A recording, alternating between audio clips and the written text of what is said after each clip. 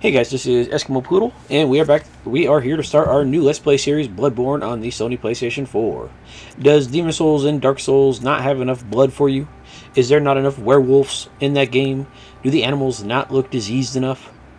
Does the fact that enemies don't spray blood everywhere bother you? Do you like to have more guns instead of bows and arrows and stuff like that? Do you strongly dislike shields? If your answer to any of those questions involves a yes, then you want to play Bloodborne on the Sony PlayStation 4, which I don't think is coming to any other consoles except possibly the PS5 through the Sony Game Pass or remaster or something like that. I don't know. It'd be nice, but oh well.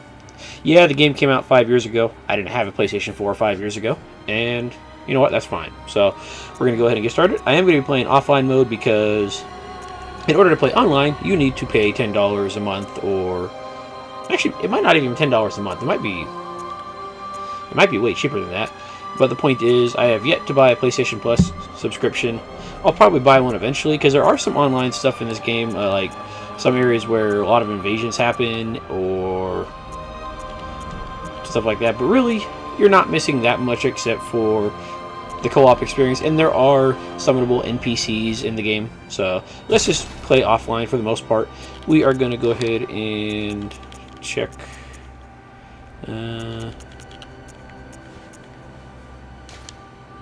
subtitles on, display HUD on. I'm going to turn, actually the music is pretty quiet as it is. I'm going to turn the sound effects down just a little bit though, because sometimes the sound effects are loud. Voices, we're going to have those nice and high. And yeah, I like having the HUD on. I don't see any reason not to have it on. Okay, my mic is on. And language, obviously, all that good stuff. We could go controls, but we're going to see those in a few minutes here. So let's go with the new game. Oh, yeah.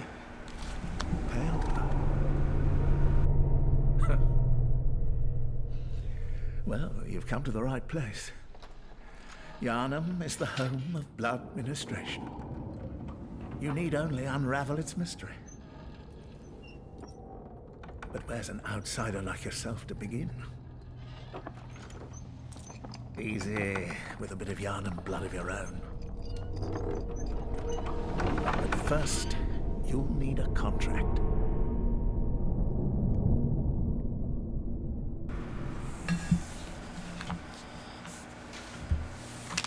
Alright, let's go ahead and make our contract, aka our character creation. First off, let's go ahead and enter our name. I am going to use the same name that I used for my other character, because I like it. It makes sense to me. Poodle. Born. A nice little combination of Poodle and Bloodborne there. I think I like it. Alright, so obviously we can be a male or a female here. Yeah, it doesn't really matter if you're male or female. You're gonna have the same stuff either way.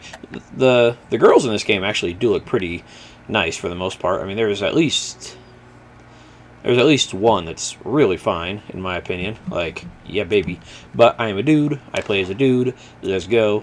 Again, age has no effect on how you play the game, and also it doesn't really make a huge difference between how you look either. So let's just go young, despite the fact that I am slightly less young.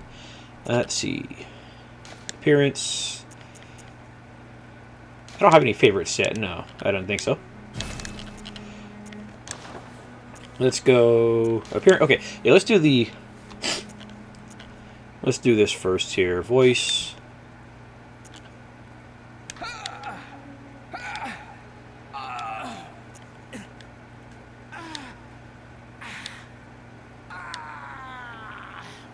Honestly, the young and mature voice kind of sound the same.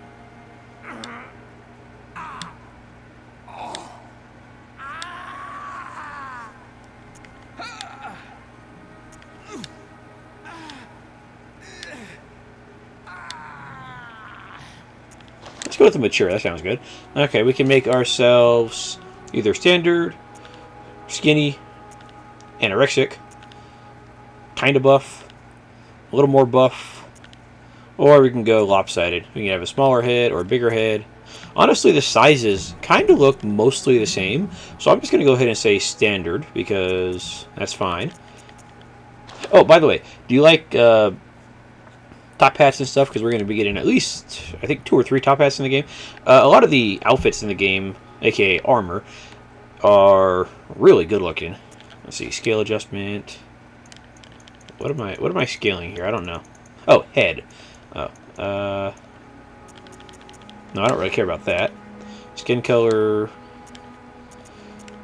Yeah, let's go ahead. Sadly, I'm not black, so, and I am not vampire pale. I mean, yeah, I could use a bit of a tan, but I kind of got that farmer's tan going on, where I got slightly tan forearms, and then my upper arms are very less tan. Geez, that guy is straight up ebony right there. And this guy looks like he has, what is that? Wherever your skin's like all kind of yellowish. Yeah, you could make yourself look just pure vampire in this. It's kind of great, but I'm just gonna go with a little bit of a tan here, not much. Yeah, I don't really care about that. Face details. Let's see what our presets are.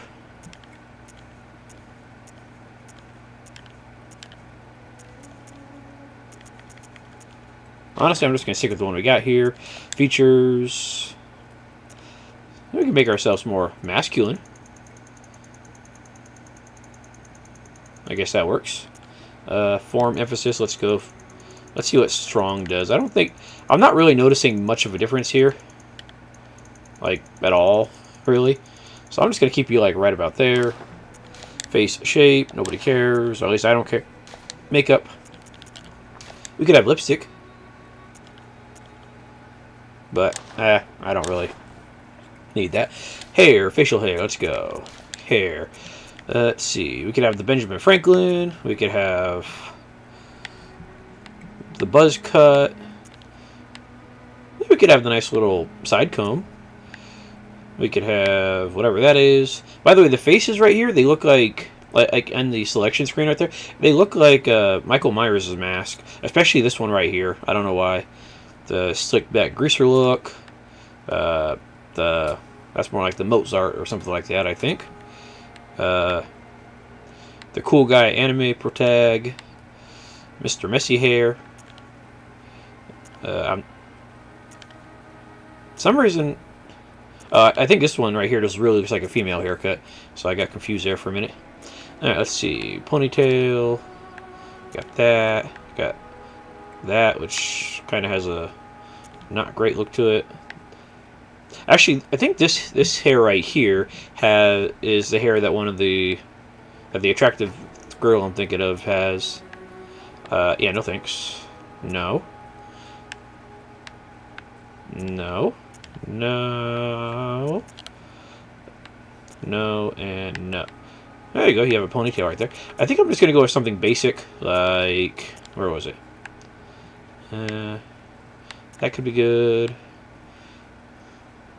That's a little messy. Actually, I don't know what. You know, let's just go with the nice basic, like, comb over here. I don't think it really matters that much. Hair color, black is fine. Brow, that's fine.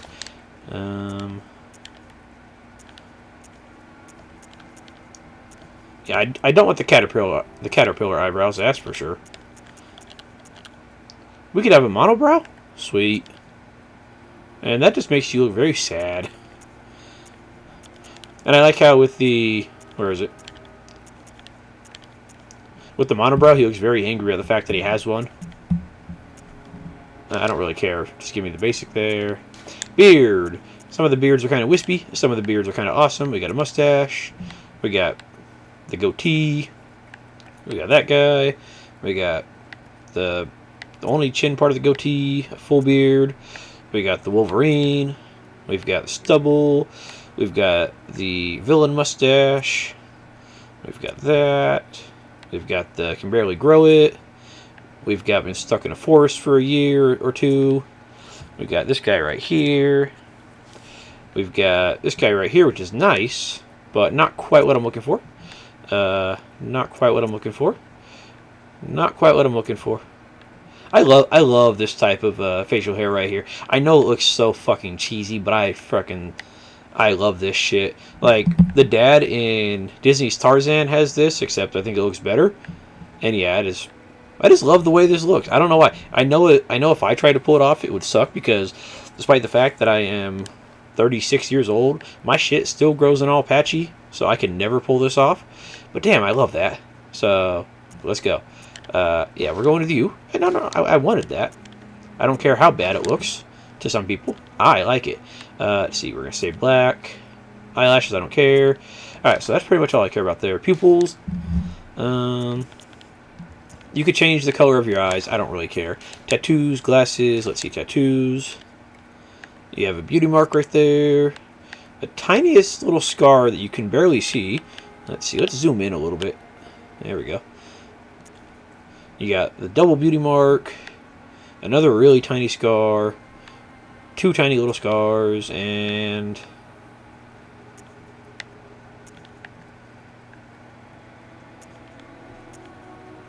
whatever that was, because it doesn't seem like it did anything. But I'm not worried about you. We could have some glasses.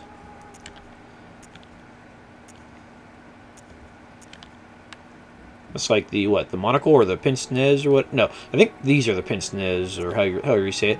And we got some mad scientist goggles, more pince-nez, and kind of the Neo, or the Matrix glasses there. But really, I'm not terribly worried about how I look. Let's see. So that's pretty much good right there for me. I don't really care if we look awesome. All right, now let's go ahead and go with class and stats here.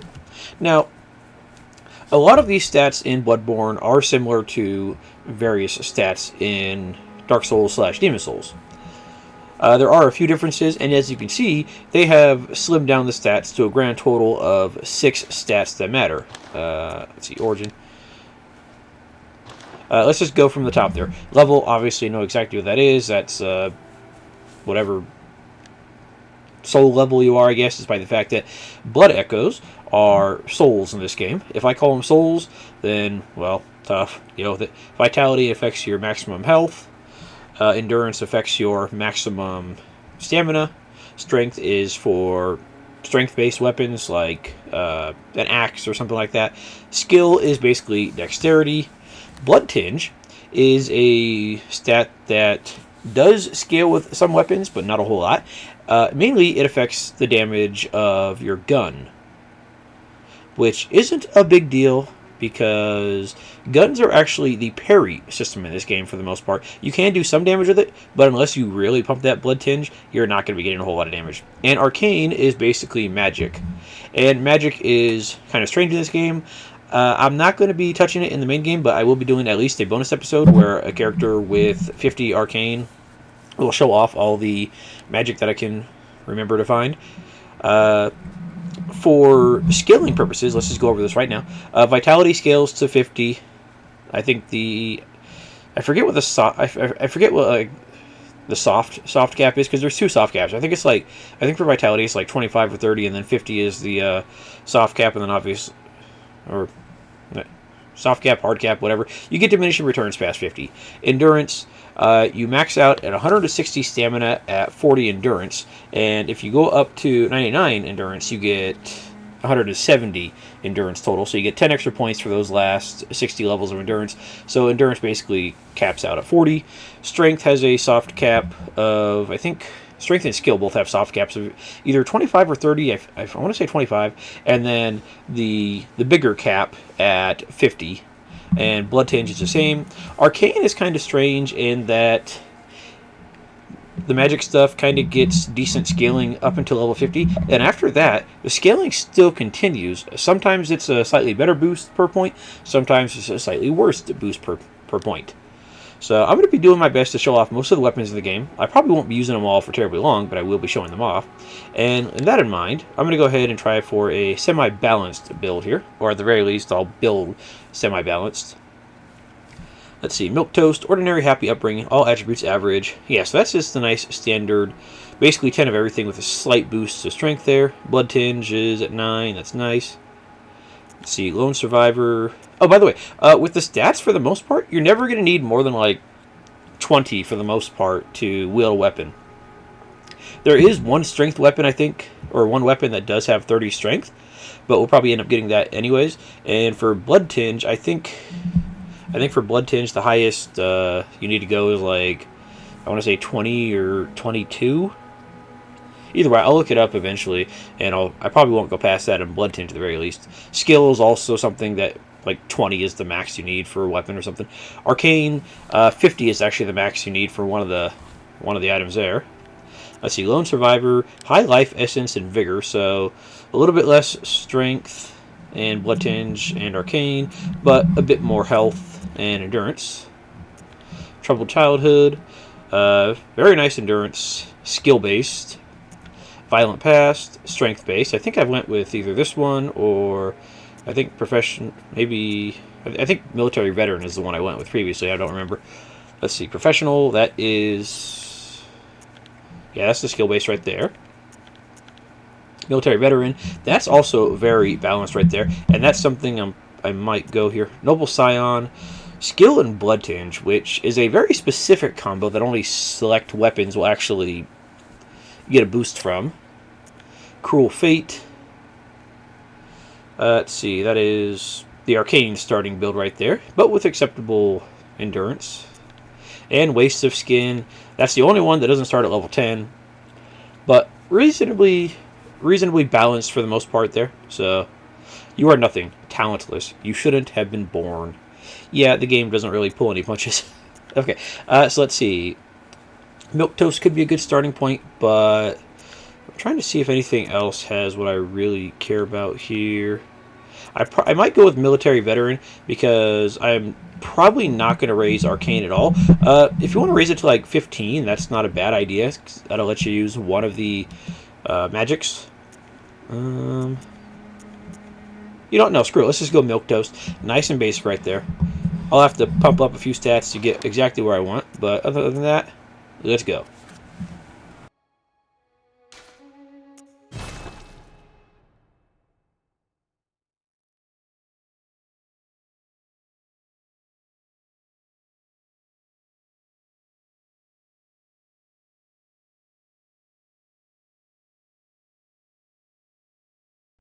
Good.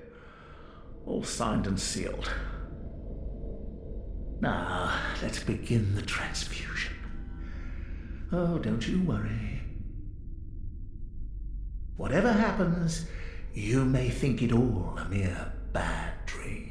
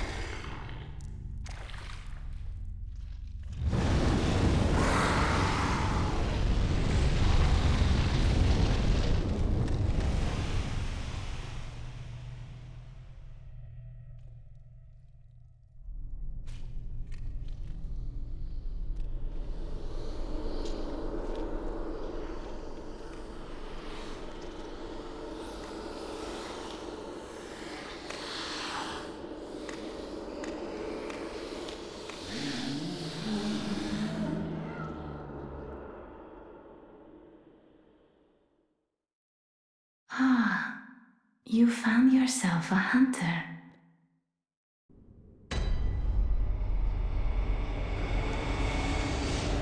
We had a dream about getting nibbled on by little mini zombie thingies. And by the way, if you thought that little cutscene with the werewolf with kind of the tattered skin was a little bit gruesome, we haven't seen nothing yet. This game definitely has a slightly more horror vibe to it than Dark Souls or Demon Souls, by far. There will be plenty of blood. a lot of the bosses look very misshapen and just not fun. So let's just put it that way. And remember what the guy said about you may think it all a dream. Keep that in mind throughout the game. It's going to be a semi-recurring concept, especially in like our little hub area. And in case you weren't able to figure it out from that little tiny bit of dialogue at the character creation, the main plot of the game, which is something I'm not going to go into too much because I don't understand a whole lot of it, you basically come to Yarnum because you have a disease, and Yarnum specializes in blood healing magic, so you got a blood transfusion to cure your disease, and now you're trying to wake up from your dream, pretty much. So, and the game is not like, oh, you wake up and it's all a dream. It's similar to that, but at the same time, the dream is very much a reality. Okay, so let's go ahead and open our door here. By the way, a lot of the controls from Dark Souls and Demon Souls are intact here. There are a few differences, so let's just go over them real fast right here. Let's see. R1 does your attack, takes up your stamina. R2 does your heavy attack. However, if you hold down R2, you do a charged attack. Forward and R2 is your jump. L2 is either your dedicated shooting button if you have a firearm equipped, or if you have a two-handed weapon equipped and you don't have access to your firearm because it's a two-handed weapon, that'll be a special attack for that weapon. Not really like a major special attack, but it's basically like an extra move for two-handed weapons.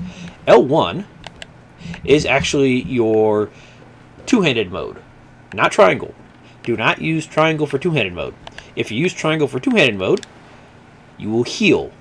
Healing has a dedicated button in this game of triangle. So I made this mistake a lot when I first started. I kept pressing triangle to two-hand my weapon, and I ended up just healing instead. So, yeah. Square does still use items, and you have... This is if you press right here. This is if you just press this touchpad on the right side of the controller. So if you press it on the left side, then you get the gestures right here. And by the way, the gestures here is kind of weird because if you hold down the X button and then move the controller in like a certain way, you'll do the gesture. And sometimes you'll do the gesture without meaning to. So yeah. Yeah, square will be your items. If you press down on the D-pad, you cycle through items. Do not press up on the D-pad to recycle through magic or anything like that, because that's not where magic is. Magic is actually considered an item in this game. So like you'll have an item in your quick slot here. Let's see. Yeah, you'll have an item in your quick slot down here, and you'll use it that way. So if you press up, you will lose a bit of health, and you'll gain a resource called Quicksilver Bullets, which is, if you look at our health and stamina in the top left corner, red health, green stamina, the little square on the right, that'll show your currently equipped item, quick bar item. The red thing below the stamina is your healing, called blood vials, and below that is called Quicksilver Bullets, which is your ammo for the gun. If you press up on the D-pad, you sacrifice, I want to say, 25% of your health, and you get 5 temporary Quicksilver Bullets. They're temporary in that if you die, they go away. They don't go away like over time, but if you die, yeah, they go away. So watch out for that. Let's see. X is still dash. Is it? No. No, circle is dash. My bad. Yeah, circle is dash and dodge and all that good stuff. And we roll right now because we're not locked onto an enemy. When we're locked onto an enemy, we do sidestepping. So there we go. And X is just interact. So let's view our note here, which is just telling me everything that I told you guys right now. R3 locks on. Good stuff. So, yeah. By the way, these little zombie dudes, they're your little message system. They hold up a little scroll right there, which has the message on it.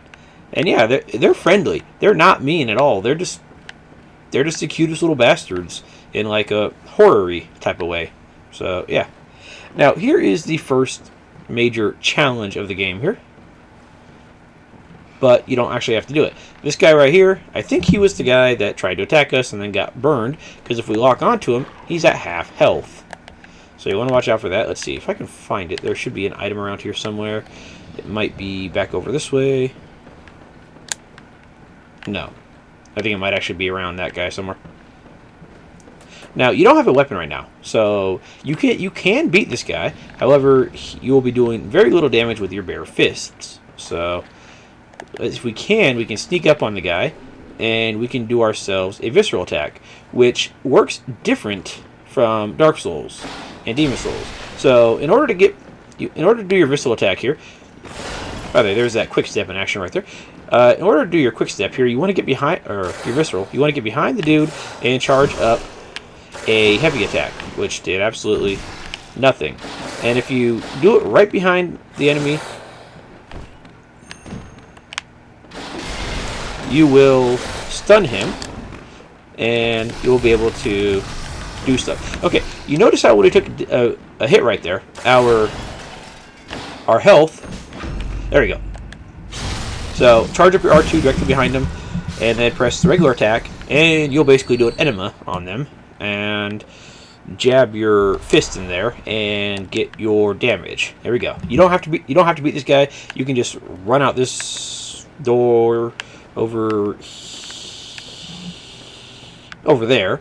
Yeah, you can run out that door over there, and he won't follow you for too long. So, what the heck was I saying? Oh yeah, with the little bit of disappearing health, you'll notice that it disappeared, but it turned kind of pinkish. It turned a slightly different color from the rest of the health bar. And then when we attacked the dude, we actually got some of that health back. That is called the rally system in the game. And it's not really explained terribly well, except for like maybe a note or two that says, hey, attack enemies after getting damage to recover your health. So the best way to explain it is, if you get hit by an enemy, or if you press up on the D-pad to sacrifice your health and get your extra Quicksilver bullets, you will lose health, and for the next 5 seconds, you'll be able to attack an enemy and recover that little section of health that you lost. However, if you get hit again or take any damage, that will be lost, and the newest hit will be the amount that you can recover. So let's say I take a hit that takes me all the way down to half health here, and then I take a hit that does like 3 points of damage. We're going to only be able to recover that 3 points of damage. Different weapons do have different strengths when it comes to being able to recover your health. So that's something to watch out for. Like, my personal favorite weapon has a really good rally potential. Some of them have like a extra crap rally potential. But it's just something we're going to have to deal with. And I'm going to make this a slightly longer episode because we've been dicking around on character creation and stuff like that. So yeah, there's our Quicksilver bullets. We don't have anything to use them with at the moment. So we're just going to keep them there. But let's just, actually no, we'll do it out here. Let's open the gate here. And let's head into the city proper. And look at this place. This is Yarnum. A very old school Londonish looking area. I forget the exact era. Some people will say it's not Victorian, but it's a slightly different era of the architecture. But yeah, it's just a real nice looking area.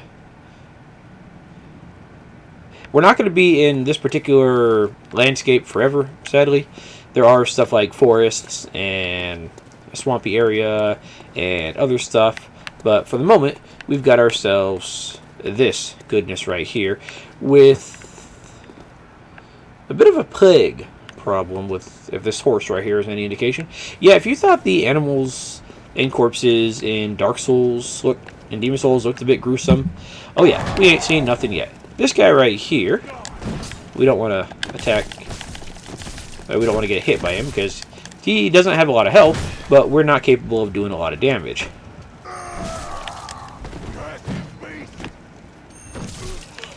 The only problem with the visceral attack is you do have to charge up for it. But other than that, once you get used to it, it's not that bad.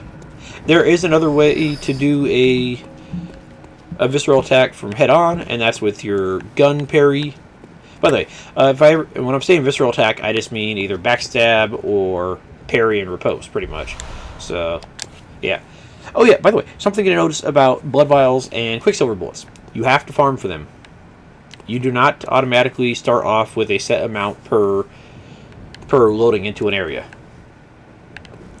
You can carry, right now, you can start carrying a maximum of 20 of each.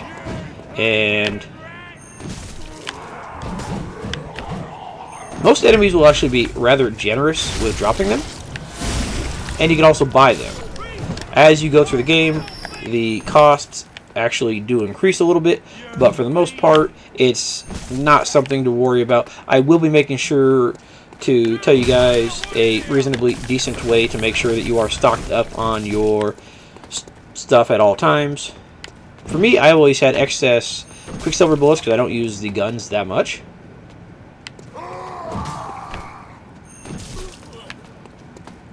And blood vials were something that I had to farm for a little bit here. Okay, I'm gonna let this guy attack me. Yeah, see, now that we have got attacked a second time, our first little blip of health went away, and we were only able to recover that second hit that he did. By the way, after I kill this guy, we're just gonna go straight to getting a weapon, so I'm not terribly worried about anything here. I'm actually doing surprisingly good. I guess it's because I've actually played the game a fair amount by this point. So, there we go. And yes, you can roll through stuff in this game, obviously. Molotov cocktails, you know exactly what that is. I have no need to explain that. I'm not going to put it on the health bar right now, or the quick bar right now, because we don't need it yet. Let's go ahead and pull this lever.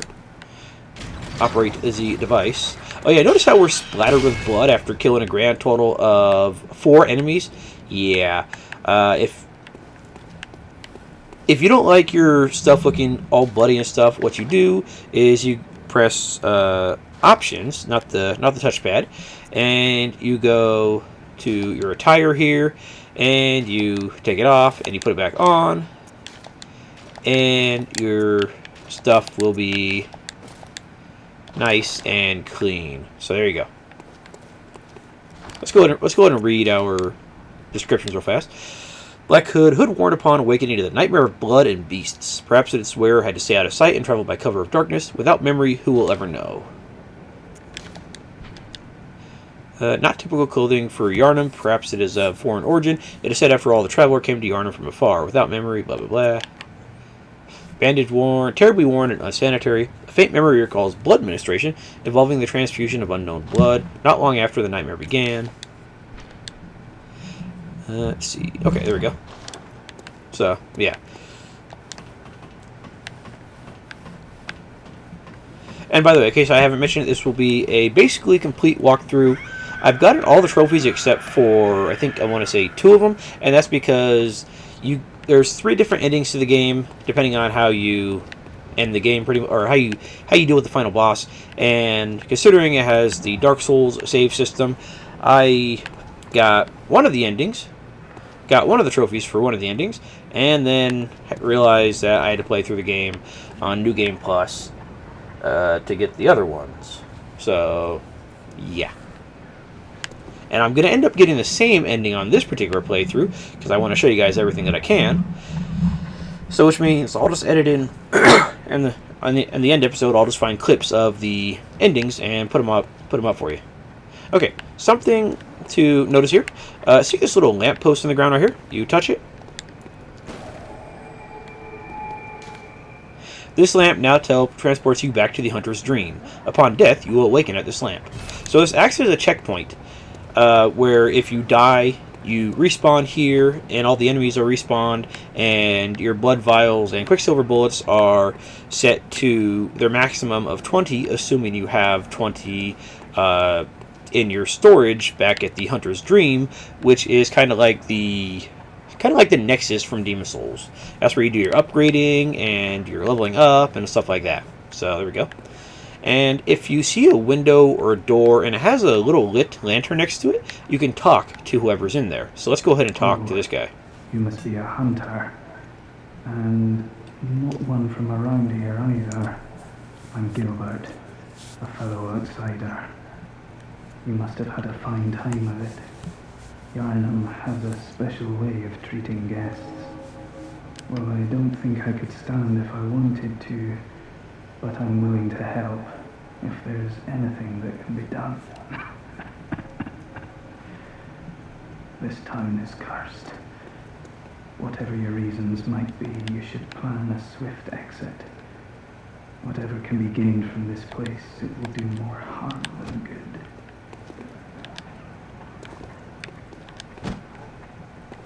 This guy doesn't sound terribly healthy himself. Pale blood, you say?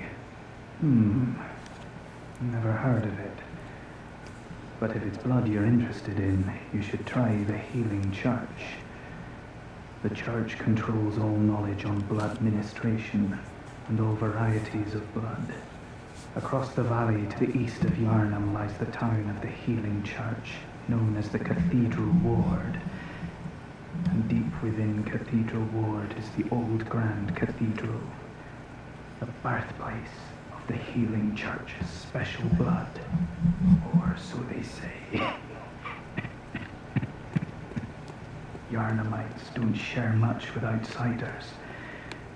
Normally they wouldn't let you near the place, but the hunt is on tonight. This might be your chance. Okay, so a couple things to glean from that conversation. He said we were searching for pale blood.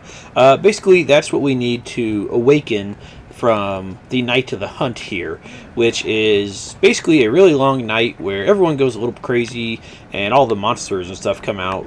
And yeah, so it's the night of the hunt, which means that all the villagers are a little bit psycho. They'll pretty much attack you on sight, and they're all assholes because, you know, they're the enemies of the game. So, and he mentioned the Healing Church, which is basically the root of all evil in Bloodborne. If it wasn't for them, this mess probably wouldn't be anywhere near the level that it is now. I think it would still be a little bit here, just less than what it is now. Does not open from this side. Well, there's a familiar message. If you're playing an arcane character, you're going to want to come back and talk to this guy after defeating a certain boss, because he'll give you a decent arcane weapon. Across the valley to the east. Okay, I think we're saying the same stuff. Deep within lies the I haven't heard if that's your best bet if it's anything to do with unique types of blood. Okay, I think that's it. Yeah, he'll give you a weapon that you'll be able to, that will have good arcane scaling, and you'll be able to use to damage enemies if you don't want to waste your points on strength or skill or whatever. Anyways, we could continue on through the area here, but if we do, we will just be doing 6 points of damage to all the enemies, and that's not great. So let's go to the Hunter's Dream, where we would have gone if we had died to Mr. Half Werewolf earlier. By the way, that half-health werewolf, or Scourge Beast, as I think he's called, does not respawn.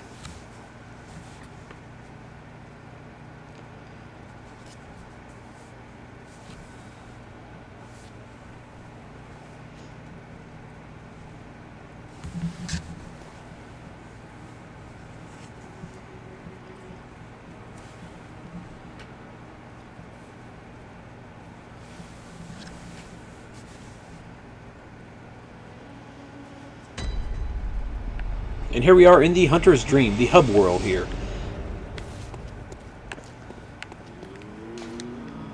An abandoned doll. Okay. It's kind of weird, but okay. Bath Messenger. Trade in blood echoes with messengers to buy and sell items. So, yeah, we can actually sell items in the game. I don't use that feature too often, but it's there. So right now we can go ahead and buy blood vials and quicksilver bullets. And let's say we only have enough for 3. I was gonna say let's say I bought 10 right there. We currently have 11, as it says in the little picture. The extra one would go to where it says stored, where you can basically bank a max of 600 blood vials and 600 quicksilver bullets, and then other stuff usually has like 99 stored maximum. So it's good stuff. And whatever is in your storage, that's what gets pulled to your plus 20. That's what gets pulled to replenish your stock when you reawaken at a lamp or something like that. So there we go. These headstones right here, we're not going to worry about these for a little while.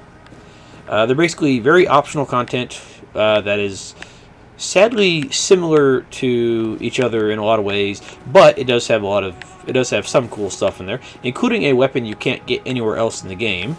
It's not a great weapon, but it's the only place you can get it. Yeah, this is just going to be a slower episode, sorry, but we're going to explore and pretty much be done here. I think all this is explaining combats, yeah, so let's see. After taking damage from an enemy, there's a period of time in which attacking the enemy in return will restore a certain amount to your health. Yeah, see, this doesn't say that it's called Rally, and it doesn't say that it's only for the most recent hit that you've taken. R1 when next to a staggered enemy, visceral attack, and yeah, in order to stagger him, you attack him with your... You parry him with your gun, or you do a charged R2 behind them. Shooting your firearm will interrupt and stagger an enemy when properly timed to their attack, so basically parry. Hitting an enemy from behind with a charge attack causes them to stagger, so you can visceral attack them. Strong attack, charge attack. Transform weapon, transforming attack. We'll be seeing that in action in the very, very near future here. Let's see. Closed. So yeah, there's a nice little garden out there that we can't do anything with because it's, well, it's just not anything that's open to us. We're not going to be seeing it, so don't worry about it over there. Emergency Quicksilver Bullet Replenishment. Used with caution, performing this action drains HP. So yeah, let's just show it off right now real fast. Press up on the D-pad, and yeah, you lose a little bit of health, but it does count as a rallyable action. So if you do that near an enemy and then attack the enemy without getting hit, you'll be able to recover that little bit of health. I'm not entirely sure, and I might be wrong, but it seems like that particular rally amount lasts less amount of time than when you get hit by an enemy. I could be wrong, but it seems like you have less time to recover that health with attacking. Switch weapons. You can have, let's see, you can have two weapons and then 2 firearms. So right here would be weapon number 1 and weapon number 2, and here would be firearm number 1 and firearm number 2. So there we go. I think this came out after Dark Souls 2, but I think before Dark Souls 3. And I think Dark Souls 2 and 3 allowed you to equip up to 3 weapons at a time, but I'm not sure. Square, use items. Down, toggle items. Notice how it doesn't say up, because that does the Quicksilver stuff. So just be careful with that. And then these right here. Awaken at a selected location in Yharnam. These are very similar to the Archstones from Demon Souls, and at the same time, not similar. The entire world of Yharnam is mostly interconnected outside of, I want to say, like 1 or 2 areas, and then the DLC as well. These just basically divide the warp points back to each individual lamppost into organized areas. Some of them turn out to have a whole lot of areas. Like this has like, eventually it'll have like, I think like all the way down to the bottom, and then like one of these will have like 5 or 6, and that's it. So there we go. Anyways, these guys right here, they're called messengers, in case we haven't gone over it yet, and they like us, so they're going to give us a weapon so we can survive. Let's go over these weapons. The messengers offer you a trick weapon. Choose one. Trick weapons are wielded with the right hand and employed in beast hunting. Okay, so we got the saw cleaver, the hunter axe, and the threaded cane. So I'm going to try to show off all of these a little bit, but I'll probably end up gravitating towards the hunter axe because it's my favorite one. By the way, you only get 1 of these from these little dudes. The other 2 you'll be able to buy later. Depending on how fast you go, you could get them in like an hour or less. Probably way less, actually. But for us, it'll probably be about an hour or so.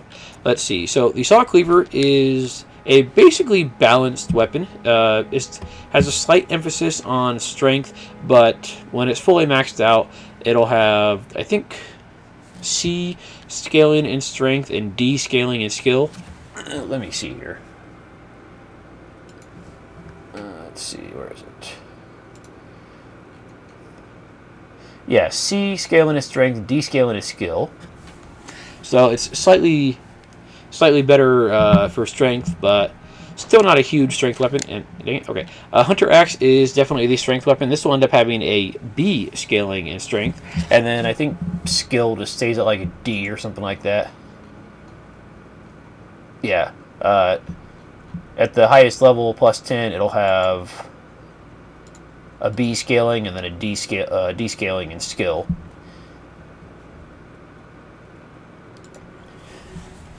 And threaded cane right here. This is the skill-based weapon. You will start. You will end up at a. I want to say. Yeah, it's an A scaling in skill, and that E bonus in strength will get a little bit stronger, but it'll never graduate to a D. So yeah. So don't worry about that. If you want skill, go with this. If you want strength, go with this. If you want balanced, go with the saw cleaver. So, oh, by the way, notice how they all say they have a D scaling with arcane. They don't actually do arcane damage, but you'll have ways to add arcane damage to weapons in the form of those 3 little squares on the right side of the weapon screen. Two of them kind of look like a star, one looks like a triangle, and in this case, it kind of looks like a crescent moon, kind of. As you level up the weapon, you will unlock those slots one at a time, and be able to put gems in there for either extra damage or converting some of your damage into arcane damage, which will cause the arcane scaling to kick in. But for the most part, it's not really anything you need to worry about, so don't worry about it for the most part. And weapon upgrades in this game is actually very simple.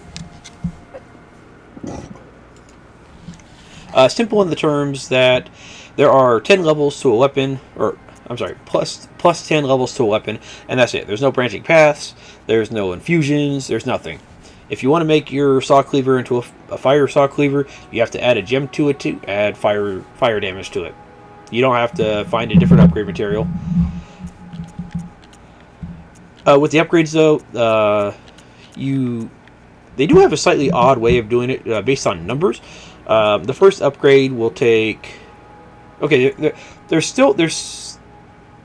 Let's see. I think there's 3 or 4 different upgrade materials. There's 4. There's shards, large shards, chunks, and then rocks. And then so shards will take you up to +3. Large shards will take you up to +6. Chunks will take you up to +9, and the rock will max it out at +10. And the reason why I said it was weird is because all the other games are like, hey, yeah, one to start, and then 2, and then so on. This one, it goes, like for example, for +1, +2, +3, it would be 3 shards, then 5 shards, and then 8 shards. And then to go to +4, it'd be 3 twin shards, 5 twin shards, 8 twin shards, and then so on with the chunks, and then finally the 1 blood rock to max it out. So yeah, you have to spend a bit more material wise, but oh well, it works. Either way, what am I going to choose here? I'm going to go ahead and choose the threaded cane, primarily because I'm not going to be using it otherwise, and I want to show it off a little bit before I abandon it for something that I actually like. As for this guy right here, I offer you a firearm. Firearms are wielded with the left hand and employed in beast hunting. Okay, so these are basically our parry system, and don't really worry about the blood tinge scaling unless you're actually going to raise blood tinge. I think Hunter Pistol will end up with a higher blood tinge scaling, and it also has higher base damage to start. So with the Hunter Pistol, it is a quicker draw. With the Hunter Blunderbuss, it has kind of a spread effect. Not really a huge spread effect. Some people like this in order to actually be able to hit without being terribly accurate. But frankly, I don't really care for it. Hunter Pistol. If you want to read all the descriptions, go for it. I'm not going to read every single one because a lot of them are just kind of generic. So they're both good. I prefer the pistol just because it's faster, so I'm going to go with the pistol. And then these guys right here. Notebook received from the messengers. Leave messages with these loyal servants to share them with hunters in other worlds. So there we go. We get a notebook, and that'll let us leave messages. So, and if you leave a message and it gets upvoted, then you'll get healed, I think. Oh, by the way, I don't think we've actually shown off our healing yet, so let's just heal real fast. Press triangle. Stab yourself in the leg, and there you go. You're healed up. So there we go. Let's actually go ahead and equip our stuff real fast. Threaded cane. And hunter pistol. There we go. There you go. And then press left to switch your firearm, or go barehanded, and then right to switch your right hand weapon, or go barehanded. And a threaded cane is basically a pimp cane. This right here is going to be our storage. This is something where you either upgrade your weapon or repair the durability. Honestly, durability is not a huge deal in this game. This right here we're not going to be dealing with for a while. This right here is a little note. To escape this dreadful hunter's dream, halt the source of the spreading scourge of beasts, lest the night carry on forever. So yeah, it's a supernatural type of night for sure. And this dude, let's see. Aha! You must be the new hunter. Welcome to the hunter's dream. This will be your home for now. I am Gammon, friend to you hunters. You're sure to be in a fine haze about now, but don't think too hard about all of this. Just go out and kill a few beasts. It's for your own good. You know, it's just what hunters do. You'll get used to it. This was once a safe haven for hunters. A workshop where hunters used blood to enhance their weapons and flesh. We don't have as many tools as we once did, but you're welcome to use whatever you find. Even the dog, should it please you. I don't know if anybody else has used the doll, and considering your guys' lackadaisical attitude towards blood and potentially transmitting diseases through blood, I don't even want to know what I'd get from using the doll. So let's just ignore her. This was once. Okay, so you're not saying anything else. Okay, bye-bye. Okay, so let's go ahead before we end the episode. Yeah, we didn't get a whole lot done, but in order to offset that, I will be uploading a second episode for the day, just so we actually have some action here instead of just the 4 enemies we killed. Okay, so while you have your gun out, L2 shoots your gun. There you go. If you're locked on, it'll aim. By the way, these are Quicksilver bullets. Quicksilver has a very low melting point, in case you didn't realize that. So, somewhere around room temperature, if I remember correctly. So, your guns don't actually have that long of a range. Like, I don't know exactly how far they'll go. Let's see. Yeah, see, it didn't reach the wall over there. Whereas if you had, like, an actual gun, you probably would have reached that wall. I think the enemies around town that carry guns, I think they're using regular bullets, because some of those dudes are fucking snipers. I'm not even joking. It's kind of ridiculous. But anyways, yeah, shoot your gun with L2. There we go. Let's see. Let's go ahead and show off a few attacks with the cane. Let's find a... let's see. This is a kind of... trying to find a area that's not, like, sloped too much here. I guess by the doll would actually be a... yeah, right here's fine. Okay, so let's go R1. So yeah, we just threaded cane. It's like a sword cane pretty much, and it doesn't have a very high stamina usage, so that's nice. Let's see our jump attack here. Actually, that's just our strong attack. There's our jump attack right there.